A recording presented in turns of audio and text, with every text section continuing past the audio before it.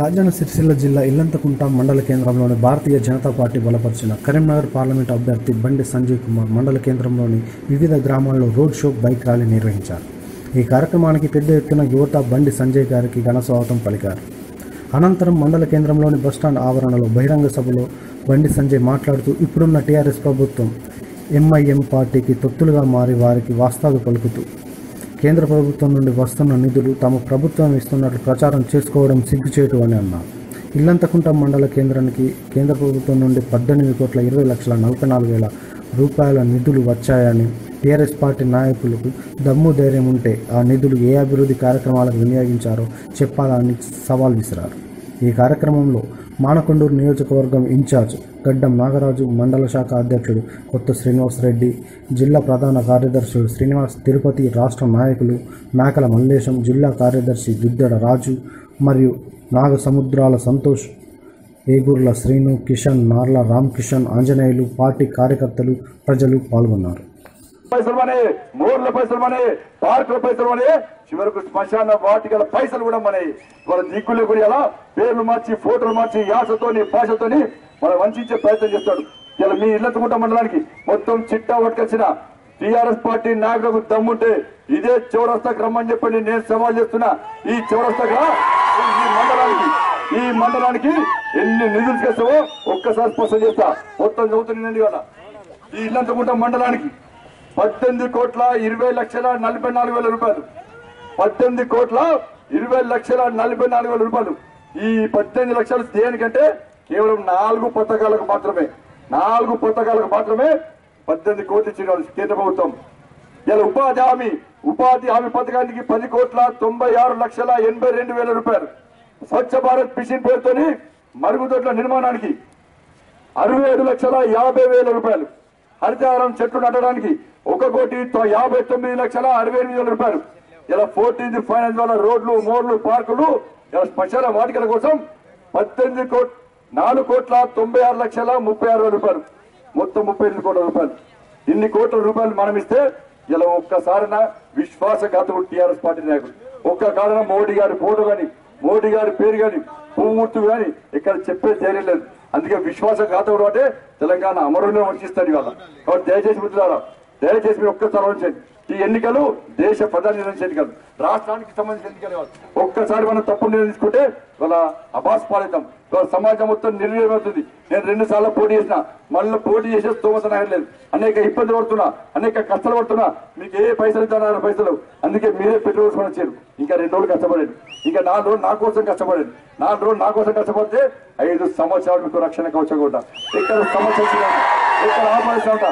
సిరిసిల్ల పోయినా, నేరల బాధ్యతలు కాపాడినా, జగిత్యాల పోయినా, పిఎఫ్ఐ గుండా నుంచి మన కార్యకర్తలను కాపాడినా, జగిత్యాల పోయినా, కోరట్ల పోయినా, ఆదమ పోయినా, మంచిగా పోయినా, బెల్లంపల్లి పోయినా, ఎక్కడ పోయినా కూడా ఎక్కడ సంఘటన కూడా స్పందించే వ్యక్తి లేదు. చిన్నప్పటి నుంచి ఆందోళన చేసే వ్యక్తి లేదు. చిన్నప్పటి నుంచి నాయకులకు వట్టి రాలే, వినోద్ కుమార్ పైసలు పెట్టి రాలే, ఉన్న ప్రవర్గానికి జిమ్మికులు చేసాలే. వాస్తవంగా ఈ పేద ప్రజల కోసం, ఈ సమాజ రక్షణ కోసం, ఈ హిందూ సమాజాన్ని సంఘటితం చేయడం కోసం మాత్రమే రాజకీయాలకు వచ్చిన, అనేక ఇబ్బందులు రాజకీయాలకు వచ్చిన. కాబట్టి ఒక్కసారి నాకు అవకాశం ఏంటి. కరీంనగర్ లో ఓడిపోయినా మీ అందరు గెలిపిస్తారని నమ్మకం తెచ్చిన. దయచేసి నాకు హామీ ఇవ్వండి. ఇవాళ 5 రోజులు ఈ 11th వరకు కూడా అన్నా నేను అన్ని పనులు పక్క పెడతాం. మీ 11వ తారీఖు వరకు కూడా నేను మీకు అండగా ఉంటానన్నా. మా ఊరు నేను ఓటేస్తా, మా కుటుంబ సభ్యులు ఓట్లేస్తా, నా బంధు మిత్రులు ఓటేస్తా, నా బూత్ లో, నా పోలింగ్ బూత్ లో ఓట్లన్నీ పూర్తిగా వేస్తానా. నేను అన్ని పనులు పక్క పెడతా, నేను గెలిపిస్తా అని చెప్పి మీరు ఎవరు మాట్లాడతారు ఒక్కసారి మాట ఇవ్వండి. శివాజీలు మాటిస్తే తప్పరు, మీరు ఔరంగజేబు అయితే మాట తప్పుతారు. మరి దయచేసి ఇంత సమయం వచ్చి ఇంత ఘన సంవత్సరం వరకు మీ అందరు కూడా పైసలు ఇప్పుడు వస్తే రేపు వస్తారు, పైసలు పట్టుకొని వస్తారు. ఇక మొత్తం పైసలు వస్తారు. పైసలు తీసుకోవాలి, పైసలు తీసుకోవాలి. కానీ ఓటు ఎక్కడ గుద్దానికి అక్కడ గుద్దాలి. గుద్ది పువ్వుటు పడనే ఖరాబ్ అవ్వాలి. ఇక్కడ ఎలక్షన్ ఆఫీసర్లు ఢిల్లీ ఫోన్ చేయాలి. సార్ ఇల్లంతకుంట మండలంలో మొత్తం పువ్వే, ఇక్కడ పువ్వుతో బటన్నే పనిచేస్తారు, మళ్ళీ మిషన్ పంపుడు అనాలి. అట్లా కుదరదు. కానీ కావాలని మిషన్ మాత్రం ఖరాబ్ అయ్యేది. మరి దయచేసి వాస్తవం ఆలోచించండి.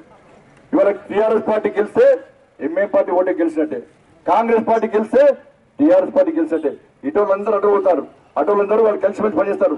ఎంఏ పార్టీ బ్రోకరిజం చేస్తున్నది. ఏం బ్రోకర్ అంటే ఎవడైనా వాన్ పార్టీలో చేసుకోవాలి ఎవరైనా వస్తే, కానీ వాడు పోయి టీఆర్ఎస్ పార్టీ చేస్తాడు. ఇప్పుడు అట్లా బ్రోకర్ చేస్తాడు. మధ్యలో బ్రోకర్ల పార్టీ ఎంఐఎం పార్టీ, దేశ ద్రోహుల పార్టీ ఎంఐఎం పార్టీ. ఇలా అన్నిటికీ దేశ ద్రోహుల ఉగ్రవాద శవయాత్రలు వేసే పార్టీ ఎంఐఎం పార్టీ, ఉగ్రవాద సంతాపోత్సవం చేసే పార్టీ ఎంఐఎం పార్టీ. కాబట్టి దయచేసి అన్ని విషయాలు ఆలోచించండి. మీరు ఒక్కసారి కరీంనగర్ పార్లమెంట్ లో నాకు అవకాశం అండి, వీడియో వరకు అవకాశం ఇచ్చారు. మీ ఊరికి రోజు వచ్చింది మండలానికి, రోజు వచ్చి బాగోదు చూసి అవును కదా, చాలాసార్లు వచ్చిందట. డిగ్రీ కాలేజ్ అయిందట, ఇవాళ ఇక్కడ హాస్పిటల్ అయిందట, డిగ్రీ కాలేజ్ అయిందట, మీరు అందరూ చదువుకుంటారట. హాస్పిటల్ కూడా అయిందట. హాస్పిటల్ మంచి పెరిగిన వైద్యం అందిస్తున్నాడు. మీకు నాకు నాకే చెప్పారు వాడు ఓకే అని అవుతా, నాకేవి డిగ్రీ కాలేజ్ చేసినా హాస్పిటల్ పెట్టినా నీళ్లు ఇస్తున్నా.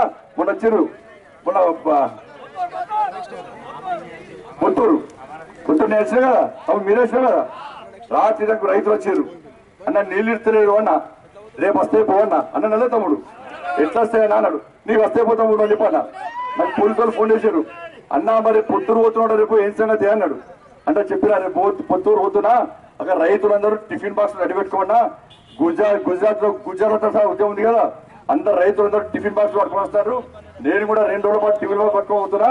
నేను ఇంటికి రానిగా రోడ్డు మీద కూర్చుంటా, నీళ్ళు ఎట్లా చూస్తాయిగా, నీళ్ళు లేకుండా పోయి అక్కడి నుంచి పొక్క కొడుకుంటూ వస్తా. నీళ్ళు ఇప్పిస్తాయి కదా, లాఠీ చార్జ్ చేస్తారా, ఫైరింగ్ చేస్తారా, ఇక మీరు చేయండి అన్న. రాత్రి చెప్పిన సాయంత్రం చెప్పాను, తమ్ముడు ప్రశాంతంగా పడకపోడి అన్న. రాత్రి తమ్ముడు పోలీసు అన్నా నువ్వు చెప్పింది అయిందన్న, నువ్వు ఆందోళన చేస్తాడు. టీఆర్ఎస్ లోకి అన్ని పడ్డాయి, రకరకాల నీళ్ళు ఇచ్చారు, ఆడ నీళ్ళు ఇచ్చారు, టీఆర్ఎస్ లో ఇది పోసుకుంటుంది ఇక అని చెప్పన్నారు.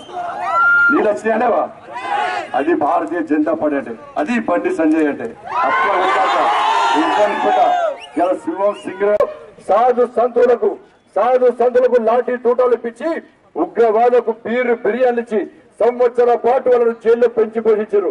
ఇప్పుడు మోడీ కూర్చున్న దగ్గర మోడీ ఒక పులి కూర్చున్నది, ఒక సింహం కూర్చున్నది.